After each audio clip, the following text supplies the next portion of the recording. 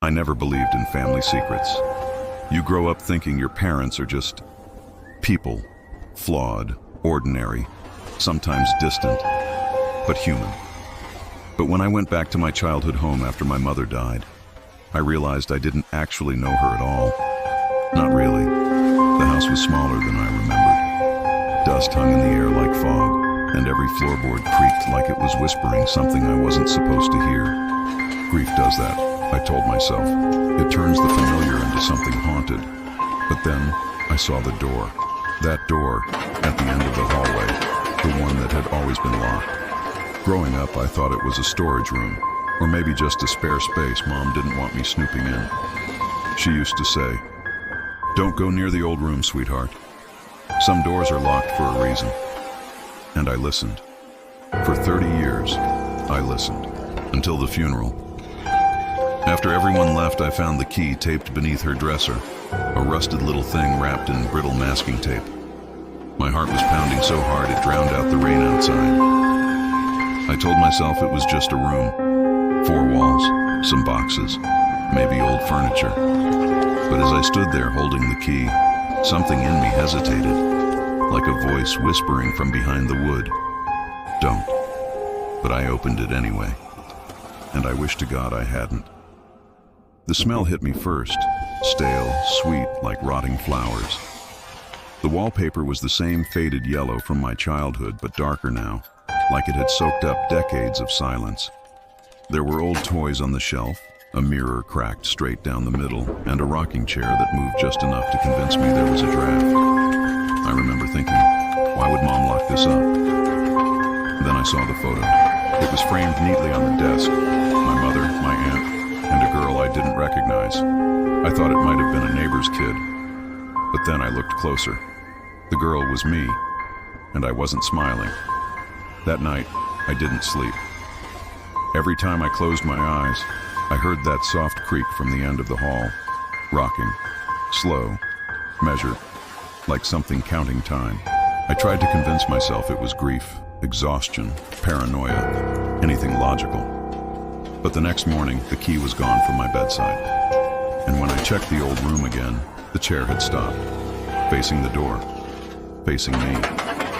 That's when I realized something that made my blood run cold. Someone had been in that room all along. When I opened that door, I didn't just find memories, I found her. And now I finally know why my family never told me the truth. To understand what happened in that room, I have to start with the night my aunt disappeared. When I was little, our house sat at the edge of the woods, far enough from town that you could hear the wind before you saw the trees move. Nights there felt different. The darkness wasn't just outside the windows. It pressed against the glass, as if it wanted in. Still, back then, I thought it was peaceful, safe. Until I learned there was someone my family didn't talk about. Her name was Aunt Mara. Or at least, that's what I pieced together from fragments of conversation. To me, she was a ghost that existed in half sentences and silences. The kind of name that made my mother's face harden the moment it was spoken. Everyone said she'd moved away suddenly. No one said where. No one ever looked for her. Whenever I asked, my father would sigh and say, "Mara was troubled, honey. Sometimes people just go." Then he'd change the subject, ask about school, or distract me with dessert. But the way Mom looked at it, that tiny, fearful glance, told me there was more. Even as a kid, I could feel it. The unease, the way the air seemed heavier when her name came up, like the house itself was listening. There were rules too. I wasn't allowed to play near the woods after sunset. I wasn't allowed to go upstairs after midnight. And most importantly, I wasn't allowed near the old room. They never explained why. But sometimes when I'd sneak out of bed for a glass of water, I'd hear them whispering in the kitchen, low, trembling voices. One night I pressed my ear to the floorboards above them and heard my mother say something I'll never forget. "Don't let it find her name again." Her voice cracked like she was praying. Then my father whispered back, "It doesn't forget. You know that." After that, I pretended to sleep whenever they talked after dark. But I couldn't stop thinking about it. Whatever it was, the thing that had seen her last, Sometimes I'd dream about a woman standing in the hall, hair over her face, hands pale and wrong, whispering something I couldn't hear. When I told my mother, she said I'd just been watching too many scary movies, but we didn't own a TV back then. Once, when I was 9, I followed the sound of humming coming from the old room. A soft, familiar tune, the kind of lullaby mothers hum when they think no one's listening.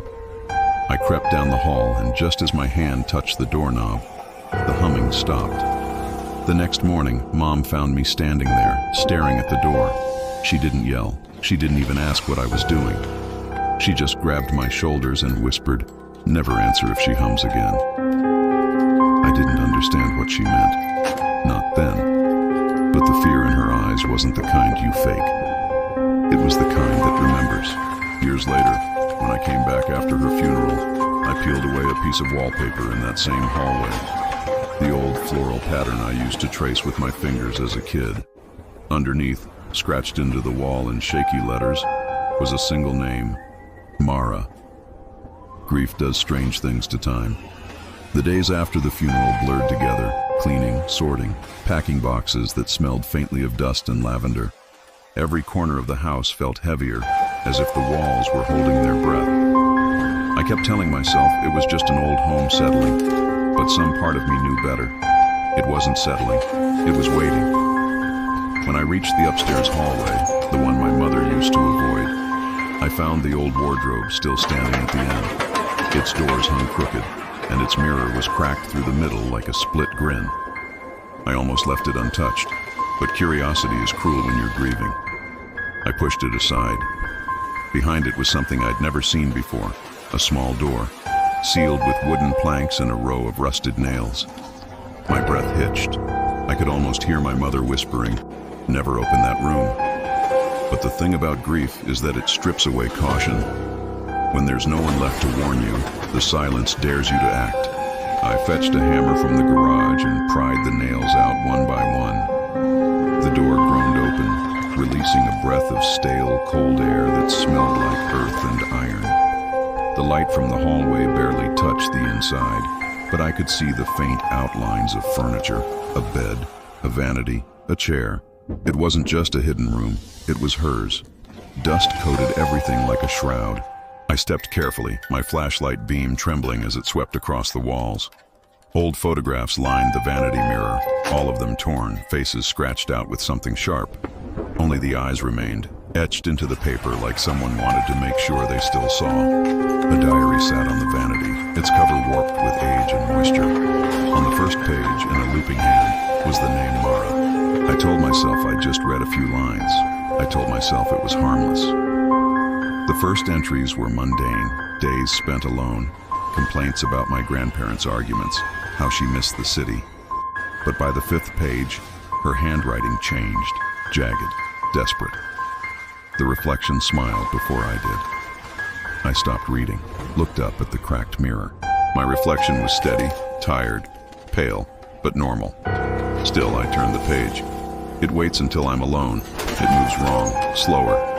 Sometimes I hear it whispering behind the glass. Every page ends the same way, but I can't help it. It wants me to write it. Don't turn around. She wrote that phrase at the bottom of every page after. Don't turn around. Don't turn around. The deeper I read, the worse it got. Her entries began time-stamping themselves, 12:03 a.m., again and again. She described the reflection growing clearer, as if it were learning to mimic her perfectly. Then one night, she wrote, "I saw myself blink, but I wasn't blinking." The page ended there. No date, no signature, just the faint imprint of tears that had long since dried. I closed the diary and looked around. The mirror above the vanity was old but intact, except for one thing. The reflection didn't match the lighting in the room. It looked brighter. I reached toward it, and for a second I swear I saw another hand reach back, slower than mine, delayed by a heartbeat. I stumbled out of that room, slamming the door shut behind me. That night I couldn't sleep. The house creaked and settled, but beneath the noise, I kept hearing faint scratching, like someone trying to write on the other side of the wall. And just before I drifted off, I thought I heard it again, the sound of humming. The same lullaby from my childhood. I told myself it was exhaustion, grief, stress, the weirdness of being back in that house, anything but what I thought I saw. Still, I couldn't stop thinking about the mirror, the one in Aunt Mara's room. The next morning, I went back up there with sunlight pouring through the cracked blinds. Everything looked smaller in daylight, harmless even. I laughed under my breath. "You really freaked yourself out, huh?" I said to no one. The mirror stood there, dusty and streaked with age, my reflection warped by the crack running through the middle. I decided to prove to myself it was nothing. I raised my hand. The reflection followed instantly. Then I tilted my head left. It tilted right. Normal. I smiled weakly. See? Just a mirror. But when I lowered my hand, the reflection didn't. It stayed raised for half a second longer, just enough to notice. Just enough to feel that cold sting in my chest. I tried again. Wave, blink, nod. Each time the reflection hesitated. Sometimes slower, sometimes faster, but not perfect. It didn't copy me, I whispered. It anticipated me. For a moment, I stared, daring it to move on its own. It didn't. My nerves eased. I let out a nervous laugh, backed away. Maybe there's some trick of the light. Then it blinked. I hadn't. My laughter died in my throat. My reflection stood there, completely still, except for its eyes. They darted slightly to the side, like it was checking if I'd noticed. I stepped closer. So did it. The air felt thick. I leaned in until I could see the tiny cracks in the glass. My reflection leaned too, but there was something off about the face. The smile lines deeper, the eyes darker, the faintest shimmer of movement under the skin, like something breathing just below the surface. I stepped back. It didn't. The reflection stayed close to the glass, still staring at me. Every instinct screamed at me to leave, but my curiosity, or maybe whatever it was, kept me rooted there. I lifted my hand one more time, slowly. The reflection twitched, then raised its hand before mine did, as if it knew what I was about to do. I stumbled back, heart racing. I turned toward the door, and in the corner of my eye, in the mirror, the reflection stayed facing forward. It didn't turn, didn't follow, just stood there, staring at my back. I ran out of that room, slammed the door, and pressed my back against it, panting. The house was quiet again, but something about the silence felt alive, like it was listening. I grabbed my phone, turned on the flashlight, and aimed it under the door crack. No movement. But as the light flickered, I noticed something I hadn't seen before. Faint fingerprints smudged on the inside of the mirror's glass. Too small to be mine. That night, I avoided the second floor. Tried to distract myself, made coffee, turned on the TV, scrolled through old photos. But when the screen dimmed for a second, I caught my reflection again, in the dark gloss of the blank screen. It was smiling. I hadn't smiled in hours. I shut the TV off and sat in silence. Every reflective surface in that house suddenly felt dangerous. The windows, the phone screen, even the silver handles on the drawers. And when I finally built up the nerve to check the mirror in the hallway, it was fogged over, like something had been breathing on the other side. I sat at the kitchen table with the diary open in front of me. The same book I'd found in Aunt Mara's locked room, its pages yellowed, the edges stiff with age. But something about it was wrong. When I'd first read a few entries, the ink looked faded, nearly brown. Now it was darker, fresher, almost wet. The handwriting started neatly, curling, patient strokes. But somewhere in the middle of the book, it changed. The letters grew frantic, as if written by a shaking hand. At first, it was all about the mirror. It watches when I sleep. I cover it, but it knows I'm there. It mimics me less and less each day. The reflection waits for me to look. I swallowed hard. The entries sounded like the exact same thing I'd just experienced. But then, halfway through a paragraph, the tone shifted, and the perspective changed. It was no longer written in I. It was written in you. You shouldn't have opened the door. You touched the glass again. It's been waiting for you. I blinked at the page, my throat dry. You, I whispered aloud. As in me? My pulse quickened. Maybe it was some old superstition, Aunt Mara writing warnings to whoever found her diary. Or maybe she meant herself, addressing her reflection. I kept reading. If you see it blink before you do not run. It follows movement. If you hear humming, it's listening. Never turn your back on your reflection after midnight. Each rule made my stomach knot tighter. I turned the page, expecting another scrawled note, but this one was blank, until the ink began to bleed through from underneath. New words formed, curling slowly across the empty paper like something invisible was writing as I watched. You opened it again. I froze. The penmanship wasn't Aunt Mara's anymore. It was mine. I dropped the book and stumbled back from the table, my chair screeching across the floor. The diary fell open on its spine, pages fluttering like breathing lungs. One word appeared at the bottom of the page. Hello? I slammed it shut, hemmed it. For a long time, I just stood there, staring at the leather cover, my breath coming in short, panicked bursts. The kitchen light flickered above me. It wasn't possible I hadn't written that. But it looked exactly like my handwriting, down to the crooked loop in my ease. I glanced at the clock. 11:57 p.m., too close to midnight. I picked up the diary, flipped to the last entry. Maybe some clue, some explanation. But every page was blank now. Every word that had been there an hour ago was gone. Except for one line, pressed faintly into the paper, like a whisper burned into skin. It knew I was reading. I snapped it shut again and shoved it back into the drawer. But even as I turned to leave the kitchen, I could feel it. A low vibration running through the floorboards, through the air, like glass humming somewhere nearby. I checked the windows, the mirrors, my phone screen. Everything looked normal. But that sound, that faint, almost musical vibration, it was coming from upstairs, from behind the wall where the attic mirror hung. I wanted to pretend I didn't hear it. I told myself I'd just imagined it, the way people imagine whispers and static, faces and shadows. But as I lay in bed later, the hum grew louder, not constant, rhythmic, like breathing. And underneath it, a soft, wet scrape, like fingertips dragging across glass.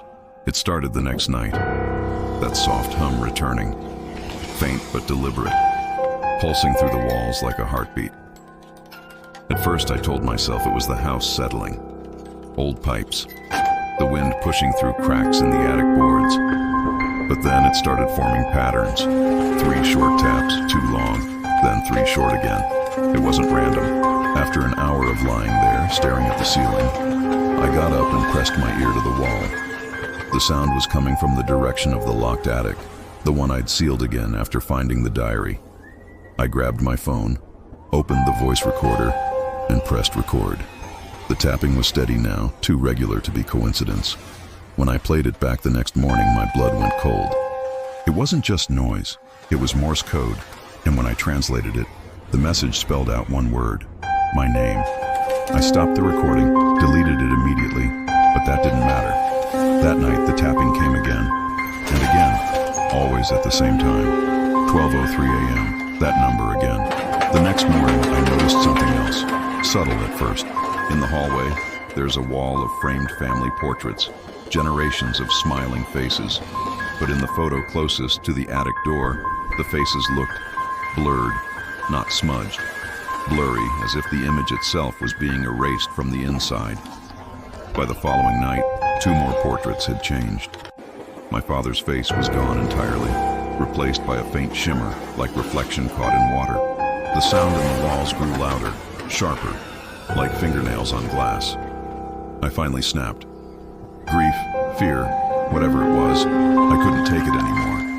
I grabbed a crowbar from the shed and went upstairs. The attic door was locked from the inside, but the wood was old. One good strike, and the latch splintered. The moment I forced it open, the air changed. Cold, still, heavy, like stepping into a place that hadn't been touched by time. Dust swirled in the beam of my flashlight. The smell of rot and rust filled my throat. And then I saw them, dozens of mirrors, all broken, all facing inward, arranged in a perfect circle on the floor. Every single one turned toward the center, as if trying to contain something. Shards littered the floor, glinting like eyes. My flashlight caught glimpses of fractured reflections, pieces of me, distorted and multiplied, staring back. The tapping had stopped. Everything was silent. For the first time in days, there was peace.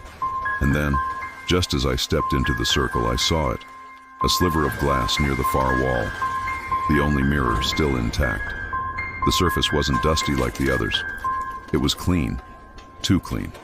Like something had been breathing against it. I approached slowly, every nerve screaming at me to turn back. But I couldn't. My reflection stared back, pale, hollow-eyed, trembling. Then it blinked. But I hadn't. A cold rush of air swept through the room, and the tapping started again, this time from inside the glass. I stumbled backward, knocking over a broken frame. One of Aunt Mara's photos fell out. Her smile faded, her eyes hollow.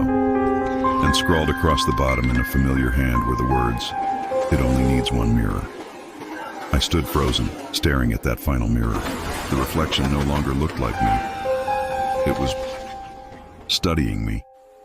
Every tilt of my head, every twitch of my lips, it copied, but a second too late. Like it needed time to process what I was doing before it could replicate it. Like it was learning. At first, I tried to rationalize it. The lighting, the warped glass, exhaustion, anything. But when I blinked and my reflection didn't, reason fell apart. The figure inside the mirror leaned forward slightly, its face pale and translucent, its outline shimmering as if made of fog and static. Its eyes weren't reflections, they were empty windows, deep and depthless. And then it moved. Not to copy me, to reach for me. I stumbled back, knocking into a pile of dusty sheets. My flashlight rolled away, its beam flickering across the mirror's surface. For a split second, I saw two of me. One where I stood and one still smiling inside the glass. It whispered something. At first, I thought it was my imagination. The sound came faintly, muffled, as if through a wall of water.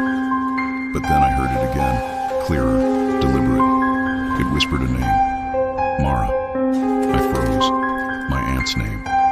The mirror rippled slightly, as though reacting to it. Then the reflection, no, the thing, tilted its head in perfect imitation of my fear. Mara, it whispered again, softer now, almost affectionate.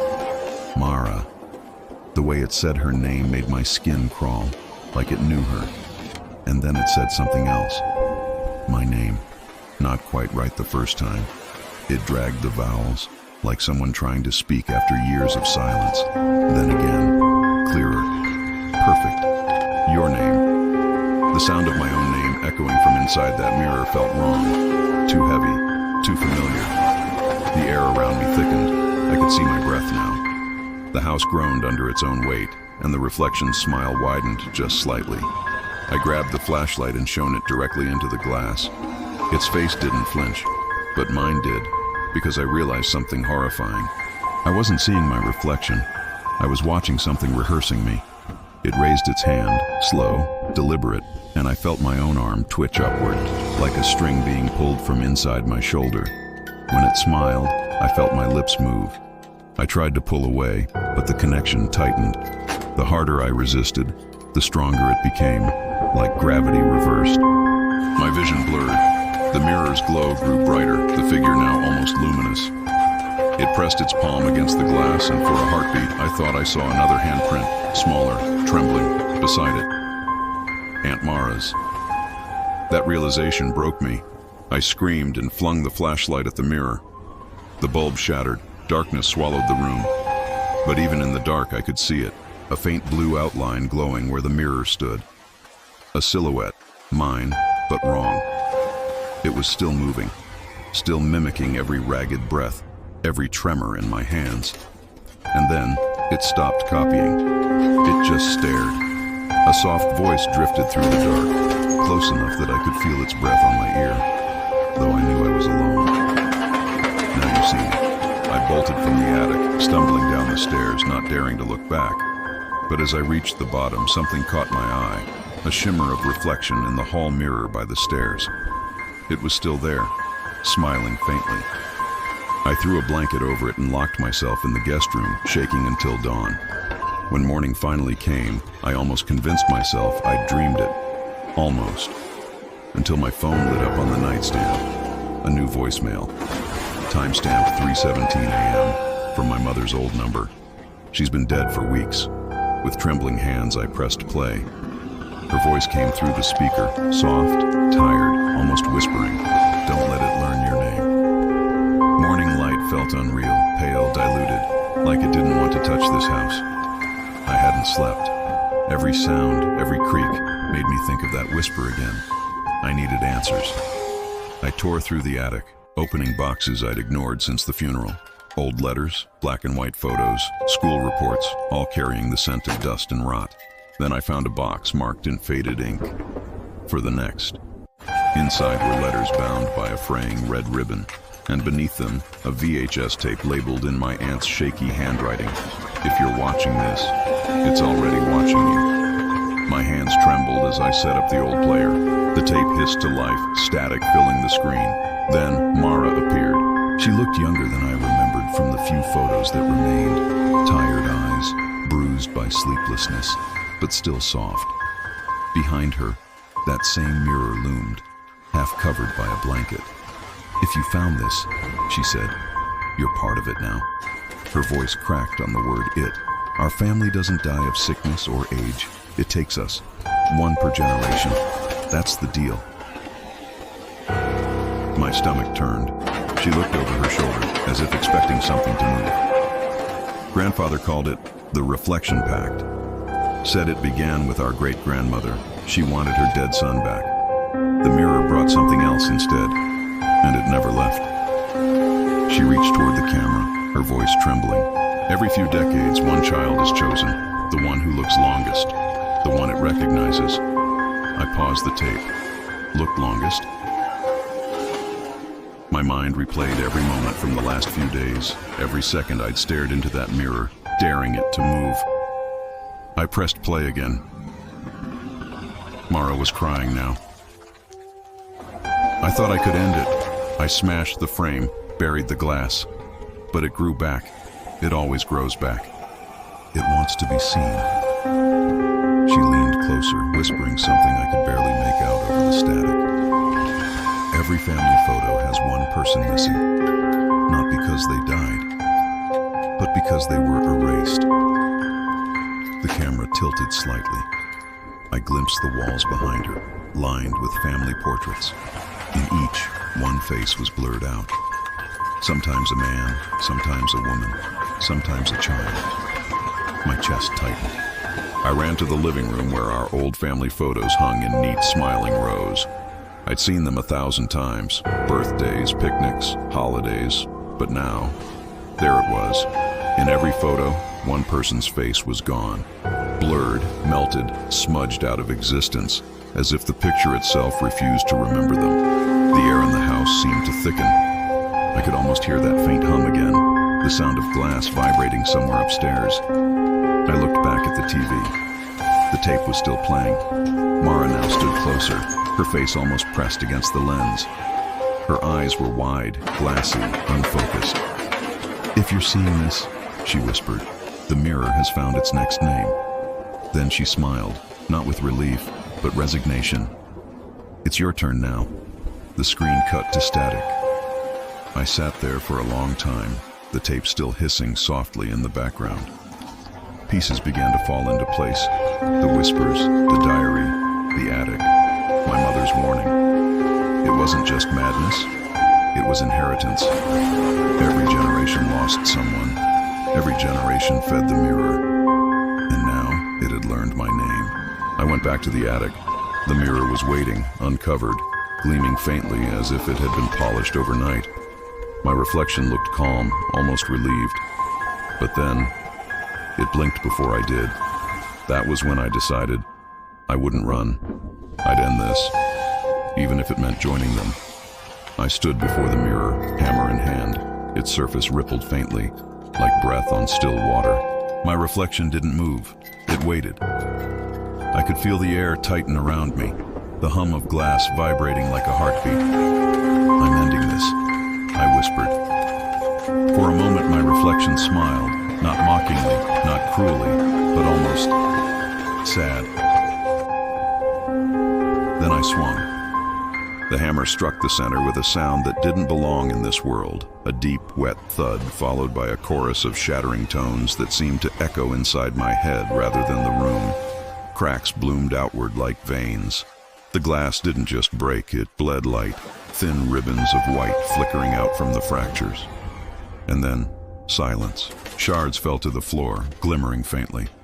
I felt my chest tighten with relief until I looked down. The fragments weren't reflecting me. Each one showed a different version of the same face, pale, wide-eyed, whispering something I couldn't hear. Some smiled, some screamed, some mouthed my name over and over, silently. I stumbled back, heart pounding. The reflection on the largest shard moved, her lips forming words faster than I could process. "You shouldn't have broken it." The whisper came from everywhere at once. Every mirror in the house, the bathroom, the hallway. The old vanity in my mother's room began to hum, their surfaces pulsing with faint, ghostly light. I turned toward the kitchen window and froze. Her face was there too, pressed against the glass from the inside. When the mirror broke, I breathed. The reflection stayed whole. The air buzzed with overlapping voices, all whispering my name in different tones, some sounding like Aunt Mara, others like my mother, others like me. "Look at me. Let me out. Let me in." I backed toward the hallway, but every surface glimmered. The chrome on the faucet, the black screen of the TV, even the faint sheen on the wooden floor. Each one showed a fragment of her, no longer confined to one mirror. Now every reflection had eyes, and they were all watching me. I grabbed a cloth and started covering them, one by one, blankets, towels, anything I could find. The voices grew louder, overlapping, desperate. "Don't turn away. You broke the door, not the chain. Now we can all see you." The lights flickered. I felt the floor pulse beneath my feet, like the house itself was breathing. The reflections began to merge. The covered mirrors started to bulge outward, as if something was pressing against them from the other side. Cracks spidered through the walls, glass shards trembling on the floor, glowing faintly. One by one, they began to move toward each other. The shards slid across the wood like magnetized metal, scraping, clicking, forming lines, converging in the center of the room. I couldn't move. My voice caught in my throat. The broken pieces rose, suspended in the air, spinning slowly. They weren't reflecting anymore. They were recording. Each face flickered like a film reel, replaying every expression I'd ever made. Then, in perfect unison, they whispered, "Now you're the reflection." The lights exploded. 1,000 shards fell at once, but there was no sound. Just blackness. I opened my eyes. Dark, cold, silent. But then, movement. A faint shimmer in the corner. The walls were no longer walls, just glass, stretching infinitely. And inside each surface, a version of me stared back, all moving slightly out of sync. Some turned their heads toward me. One smiled.